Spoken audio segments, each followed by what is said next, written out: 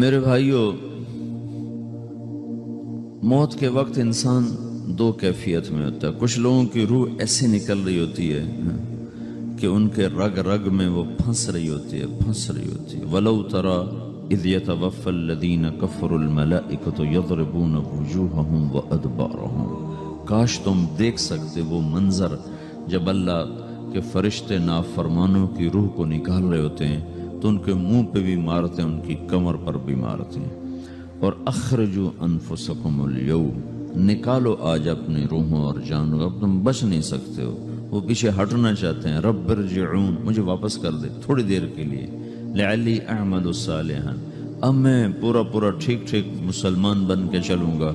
تو اس کے جواب میں ہوتا ہے، اور حدیث پاک میں آتا ہے کہ ملک الموت اترتا ہے، اس کے ساتھ 4 فرشتے ہوتے ہیں۔ وہ 4 فرشتے آتے ہیں، اس کی پٹائی شروع کر دیتے ہیں۔ ابھی پرسوں یہ حدیث میں نے پڑھی ابن ماجہ میں کہ ملک الموت کہتا ہے ایتھا النفس الخبیثہ کانت فی الجسد الخبیث، اے خبیث روح جو خبیث جسم میں تھی، اخرج، باہر آؤ۔ اب وہ واپس تو ہو نہیں سکتا، اپنے آپ کو روک تو سکتا نہیں، تو وہ حیران پریشان خوف زدہ، تو اس کے جواب میں اس کو ملک الموت کہتا ابشری بحمیم وغساق وآخر من شکلہ ازواج، تیار ہو جا خوفناک عذاب کے لیے اور کھولتے پانیوں کے لیے، کانٹے دار جھاڑیوں کے لیے اور بے شمار عذاب کی شکلوں کے لیے۔ تو اس کی روح کو جب کھینچتے ہیں تو رگ رگ سے وہ کٹ کے نکلتی ہے، تو سارا وجود زیر و زبر ہوتا ہے، سکرات کا درد ساری دنیا کے دردوں پر حاوی ہے۔ جب اس کی روح نکلتی ہے اور اس کو لے کر آسمان پر چلتے ہیں تو دروازے پر پہنچتے ہیں تو اندر سے فرشتے پوچھتے ہیں کون ہے؟ کہتے ہیں فلاں کا بیٹا ہے۔ کا نفس خبیثہ فی الجسد الخبیث، یہ تو وہی بدماش ہے جو بدماش جسم میں تھا، یہ وہ بدبخت روح ہے جو بدبخت جسم میں تھی، اس کے لیے آسمان کے دروازے نہیں کھول سکتے، اسے واپس کر دیا جائے۔ تو آسمان کے دروازے لا تفتح لهم ابواب السماء ولا يدخلون الجنة حتى يلج الجمل في سم الخياط، کہ ان کے لیے آسمان کے دروازے نہیں کھلیں گے اور ان کے لیے جنت کے دروازے نہیں کھلیں گے، پھر یہ وہاں سے نیچے گرائے جاتے ہیں جو اللہ کا قید خانہ ہے سجین۔ وما ادراک ما سجین کتاب مرقوم، وہ تمہیں خبر نہیں کہ وہ کیا خوفناک قید خانہ ہے جو اللہ تعالیٰ نے بنایا ہے، اسے وہاں دھکیل دیا جاتا ہے۔ پھر قیامت تک اس کے لیے انتظار کی گھڑیاں ہیں اور عذاب کی شدت ہے۔ اور جب کوئی نیک آدمی اللہ تعالیٰ کے دربار میں جانے کا اس کا وقت آتا ہے تو اللہ تبارک و تعالیٰ فرماتے ہیں ان الذین قالوا ربنا اللہ ثم استقاموا تتنزل علیہم الملائکۃ الا تخافوا ولا تحزنوا وابشروا بالجنۃ التي کنتم توعدون نحن اولیاؤکم فی الحیاۃ الدنیا وفی الآخرہ ولکم فیہا ما تشتہی انفسکم ولکم فیہا ما تدعون نزل من غفور الرحیم۔ جب کوئی نیک مرد عورت کے جانے کا وقت آتا ہے تو اس کے لیے بھی فرشتے آتے ہیں اور آ کر اس کو خوشخبری دیتے ہیں اور آ کر اس کو تسلی دیتے ہیں کہ آپ غم نہ کریں، پیچھے والے بھی آپ کو مل جائیں گے، آپ خوف نہ کریں، آگے ساری منزلیں آپ کے لیے آسان ہیں، آپ کے لیے جنت بھی تیار ہے، رب بھی مہربان ہے۔ اور حدیث پاک میں آتا ہے کہ ملک الموت اور 4 فرشتے آتے ہیں، وہ 4 فرشتے اس کو سہلاتے ہیں، دباتے ہیں کہ موت کا درد اسے محسوس نہ ہو۔ اور ملک الموت فرماتے ہیں ایتھا النفس الحمیدہ کانت فی الجسد الحمید اخرجی، اے نیک روح جو نیک جسم میں تھی باہر آؤ۔ کیا کرو؟ وابشری بروح وریحان ورب راض عنک غیر غضبان، آپ کو بشارت ہو آپ کے لیے جنت تیار ہو چکی ہے اور وہاں کی ساری نعمتیں آپ کے لیے میسر ہو چکی ہیں اور اللہ آپ پہ راضی ہو چکا ہے اور اللہ آپ پہ خوش ہو چکا ہے۔ اس پر اس کی روح کو نکالا جاتا ہے، پھر سارے فرشتے اس کو استقبال کے ساتھ جو آسمان پر لے جاتے ہیں تو اندر سے پوچھتے ہیں کون ہے؟ کہ فلاں کا بیٹا، فلاں کی بیٹی۔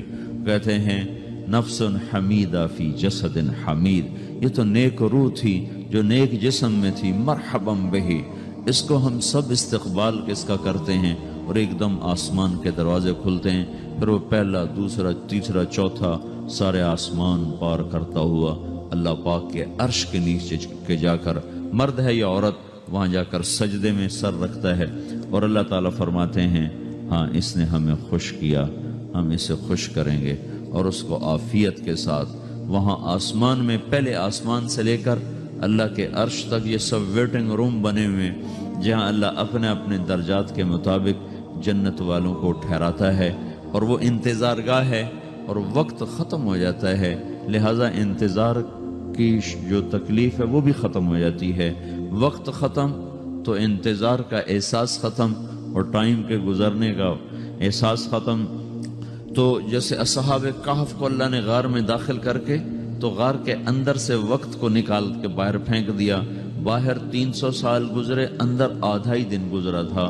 وہ جب اٹھے ہیں تو وہ 25 برس کا نوجوان 325 سال کا ہو کے نہیں اٹھا، وہ 25 سال کی عمر میں اٹھا ہے، نہ ناخن بڑا ہے، نہ مونچھیں بڑی ہیں، نہ ان کی داڑیاں لمبی ہوئی ہیں، جو تو زندہ تھے، مر نہیں گئے تھے، تو زندہ کے تو بال بھی بڑھتے ہیں، ناخن بھی بڑھتے ہیں، لیکن وہ اس طرح اٹھے کہ 300 برس گزر گئے، اور 25 برس کا نوجوان 25 سال کی عمر میں اٹھا ہے، 20 برس کا 20 برس کی عمر میں اٹھا ہے، اور وہ کہنے لگے کم لبثنا، بھائی کتنا ٹھہرے ہیں، کہ یومن او بعد یومن، لگتا ہے کوئی دن، آدھا دن ٹھہرے ہیں۔ وہ صحیح کہہ رہے تھے۔ باہر اللہ تعالیٰ نے وقت کی گھڑی کو چلائے رکھا، اور اندر غار میں اس کو سوئچ آف کر دیا، نکال دیا، یہاں وقت کو داخل نہیں ہونے دیا، تو وقت کے گزرنے سے جو بھی اثرات مرتب ہوتے ہیں وہ ان پر مرتب نہیں ہوئے، تو وہ 20 آدھے ہی دن کے بعد اٹھے ہیں، باہر 300 سال، اندر آدھا دن۔ یہی کچھ اللہ تبارک و تعالیٰ برزخ میں کر دیتا ہے، وقت کو ختم کر دیتا ہے، گزرنے کا احساس نہیں ہوتا ہے۔ تو اس طرح میرے عزیزو، یہ دو موتیں ہر انسان دیکھتا ہے، یا وہ جنت کے فرشتوں کا استقبال دیکھتا ہے، یا جہنم کے فرشتوں کی مار اور پٹائی کو سہتا ہے۔ رابعہ بصری رحمۃ اللہ علیہ کا انتقال ہونے لگا تو انہوں نے رات کو فوت ہوئی، تو انہوں نے اپنی خادمہ کو بلا کے فرمایا کہ کسی کو بتانا نہیں، جب میں مر جاؤں تو پڑوس میں 2-4 کو بلا کر نا میرا جنازہ پڑھوا دینا، اور جس کرتے میں تہجد پڑھتی تھی وہی میرا کفن بنا دینا، اور صبح بے شک لوگوں کو بتا دینا، میرے مرنے کے بعد میری میت کو رکھنا نہیں، فوراً دبا دینا۔ تو جب ان کا انتقال ہوا تو انہوں نے پڑوس کے 2-4-10-20 آدمی بلائے، اور ان کو تدفین، تجہیز سب کچھ ہو گئی۔ صبح شور مچا کہ وہ رابعہ بصری کا انتقال ہو گیا۔ تو اگلے دن وہ خواب میں اس خادمہ کو ملی اور کہا بیٹی تیری بڑی مہربانی، تو نے میری وصیت کے مطابق عمل کیا۔ اس نے دیکھا کہ انہوں نے ایک خوبصورت سبز لباس پہنا ہوا ہے، تو وہ فرمانے لگی، انہوں نے سوال کیا کہ آپ کے ساتھ قبر میں کیا ہوا؟ تو وہ کہنے لگی کہ میرے پاس منکر نکیر آئے تھے اور مجھ سے کہنے لگے من رب کی، تیرا رب کون ہے؟ تو میں نے کہا سبحان اللہ، 40 برس جس کو میں نہ بھلا سکی اس کو 4 ہاتھ زمین میں آ کے میں بھول جاؤں گی۔ ان کا 42 برس کی عمر میں انتقال ہوا تھا۔ تو وہ کہنے لگے سبحان اللہ، جس کو میں 40 برس نہ بھلا سکی میں اسے 4 ہاتھ زمین کے اندر آ کے بھول جاؤں گی۔ تو منکر نکیر کہنے لگے اس کا کیا حساب لینا؟ پھر انہوں نے پوچھا کہ وہ آپ کا وہ کرتا کہاں گیا تہجد والا جس میں آپ کو کفن دیا تھا؟ کہا وہ اللہ نے مجھ سے لے لیا ہے اور میرے اعمال کے خزانے میں رکھ دیا ہے، قیامت کے دن میرا وہ کرتا بھی میرے ترازو میں تولا جائے گا، اور مجھے یہ لباس پہنایا ہے جو جنت کا لباس ہے۔ یہ بھی ایک موت ہے، اس طرح بھی لوگ مرتے ہیں۔ اور دوسری بھی ایک موت ہے، ہمارے علاقے کی بتا رہا ہوں، اپنے علاقے کی۔ ایک ذمہ دار مر گیا، اس کی قبر کھودی، ساری بچھوؤں سے بھری ہوئی، ایسے جیسے چیونٹیاں پھر رہی ہوتی، تو انہیں وہ بند کر کے دوسری کھودی، ساری بچھوؤں سے بھری ہوئی، پھر وہ بند کر کے تیسری کھودی، ساری بچھوؤں سے بھری ہوئی۔ قبرستان میں اتنے بچھو کہاں سے آ گئے؟ یہ زمین کے بچھو نہیں ہیں، یہ آخرت کی بلائیں ہیں جس کے ساتھ اب اسے قیامت تک رہنا ہے اور گزارا کرنا ہے۔ تو یہ 2 طرح کی موتیں روزانہ لوگ مرتے ہیں، روزانہ لوگ مرتے ہیں۔ جب نماز کا وقت ہوتا ہے ملک الموت ساری دنیا کا چکر لگاتا ہے، اور دیکھتا ہے کون پڑھ رہا ہے کون نہیں پڑھ رہا، کون پڑھ رہا ہے کون نہیں پڑھ رہا۔ جو نماز کی پابندی کرتا ہے اس کی موت آسانی سے ہوتی، جو نماز میں غفلت کرتا ہے اس کے ساتھ موت کے وقت شدت اور سختی اختیار کی جاتی۔ تو بھائیو، یہ ایک جسم ہے، ایک روح ہے۔ روح باقی رہنے والی چیز ہے، جسم مٹ جاتا ہے، پھر اللہ سے قیامت کے دن نیا جسم عطا فرمائے گا، ایک نیا جسم دیا جائے گا۔ روح وہی ہے جو اللہ کے خزانوں میں جمع ہو جاتی ہے۔ نافرمان کی سیاہ کالی روح ہوتی ہے، فرما بردار کی روشن چمکدار روح ہوتی ہے۔ تو اللہ نے کچھ تقاضے جسم کے رکھے ہیں اور کچھ روح کے رکھے ہیں۔ جسم کے تقاضے پورے نہ کرو تو یہ پریشان ہو جاتا ہے، روح کے تقاضے پورے نہ کرو تو یہ پریشان ہو جاتی۔ روح کی پریشانی جسم سے زیادہ ہے، چونکہ روح کی طاقت جسم سے زیادہ ہے۔ جسم مٹی سے بنا ہے، اس کی غذا بھی مٹی سے نکلتی ہے۔ روح آسمان سے ہے، اس کی غذا بھی آسمان سے ہے۔ روح کا تعلق جب تک اللہ سے نہیں جڑتا، اس سے بھوک اور پیاس لگتی رہتی ہے۔ جسم کو جب تک روٹی اور پانی نہ ملے یہ تڑپتا اور پریشان رہتا ہے۔ جیسے اللہ تعالیٰ نے ہمارے جسم میں روٹی اور پانی کی طلب کو بے ساختہ رکھ دیا ہے۔ میں بیان کے دوران بھی پانی پی رہا ہوں، آپ دیکھ رہے ہیں کہ میرا حلق سوکھ جاتا ہے، مجھے طلب محسوس ہوتی ہے، پانی، حلق سوکھتا ہے پانی کی طرف بھاگتے ہیں، بھوک لگتی ہم روٹی کی طرف بھاگتے ہیں۔ یہ ایک ایسا اندر میں آٹومیٹک سسٹم ہے کہ ہم اس کو آف نہیں کر سکتے۔ یہ سوتے سوتے بھی بھوک کی وجہ سے آنکھ کھل جاتی، سوتے سوتے پیاس کی وجہ سے آنکھ کھل جاتی ہے۔ یہ ایسا خود اللہ تعالیٰ نے ساختہ نظام بنایا ہے کہ آپ اپنے جسم میں روٹی اور پانی کی طلب کو نہیں نکال سکتے۔ میرے عزیزو، ٹھیک اسی طرح اللہ نے انسانی روح میں اپنی طلب رکھ دی ہے اور اپنے رسول کی طلب رکھ دی ہے۔ یہ دو طلب ایسی ہیں کہ یہ آپ کے جسم روح سے نکل نہیں سکتی۔ جیسے بھوکا روٹی نہ کھا لے، پیاسا پانی نہ پی لے، اسے چین نہیں آ سکتا۔ وہ روح جو اللہ اور اس کے رسول سے نا آشنا ہے، جب تک وہ وہاں تک پہنچ نہیں جاتی اسے چین نہیں آ سکتا، اس کا اندر پریشان رہے گا۔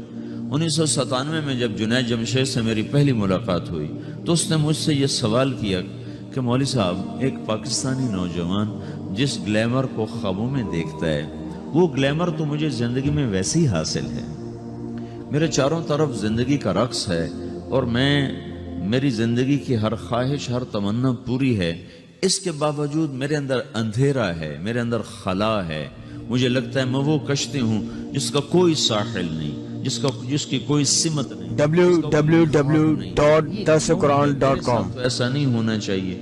ایک عام لڑکا تو کہتا ہے ہائے کاش یہ ہوتا، اس کو وہ نہیں ہو رہا تو پھر وہ پریشان ہے، ہائے یہ ہوتا، ہائے وہ ہوتا۔ تو میں تو ہائے نہیں کرتا ہوں، میری تو ہر لذت اور خواہش میرے سامنے تشتری میں سجا کے پیش کی جا رہی۔ میں کیوں ایسا کر رہا ہوں؟ میں ہائے ہائے کیوں کر رہا ہوں؟ میرا اندر ویران کیوں ہے؟ میرے اندر میں خلا کیوں ہے؟ یہ وہی خلا ہے کہ وہ روح کی پیاس کو شراب میں بجھانا چاہتا ہے، وہ روح کی پیاس کو لڑکی میں بجھانا چاہتا ہے، وہ روح کی پیاس کو موسیقی سے بجھانا چاہتا ہے، وہ روح کی پیاس کو دنیا کی رعنائیوں میں 5 اسٹار ہوٹلوں سے بجھانا چاہتا ہے۔ روح کیا جانے روٹی کیا ہے، شراب کیا ہے، پانی کیا ہے، عورت کیا ہے، موسیقی کیا ہے، گھنگرو کیا ہے، پائل کیا ہے، چھنکار کیا ہے، روح کو ان چیزوں کی کیا خبر۔ امریکہ میں ہماری ایک جماعت تھی تو 4 لڑکے 2 لڑکیاں، 4 لڑکیاں 2 لڑکے مسلمان ہیں۔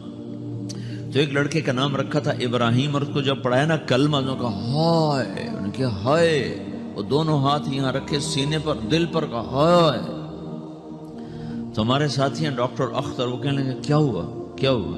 کہنے لگا جب سے ہوش سنبھالا یہ جگہ خالی تھی، یہ تیرے کلمہ پڑھانے پر بھر گئی ہے کہ میری خوشی سے ہائے نکل گئی۔ یہ جگہ خالی رہے گی، یہاں شراب نہیں پہنچ سکتی، یہاں نغمہ اور موسیقی نہیں پہنچ سکتی، یہاں تالے لگے ہوئے ہیں، یہاں تک کوئی آواز نہیں جا سکتی۔ دل کے تاروں پر ایک ہی نغمہ چڑھ سکتا ہے اور وہ اللہ کی یاد کا ہے اور اللہ کی محبت کا ہے اور اللہ کے رسول کی محبت کا ہے۔ باقی کوئی مضراب ایسا نہیں جو ان تاروں کو چھیڑ سکے، باقی کوئی چیز، آواز ایسی نہیں جو دل کی دنیا پر جا کر دستک دے سکے یہاں بند دروازے ہیں، یہاں صرف اللہ پہنچے گا، اللہ کے رسول کا تعلق پہنچے گا، باقی کوئی چیز یہاں نہیں جا سکتی۔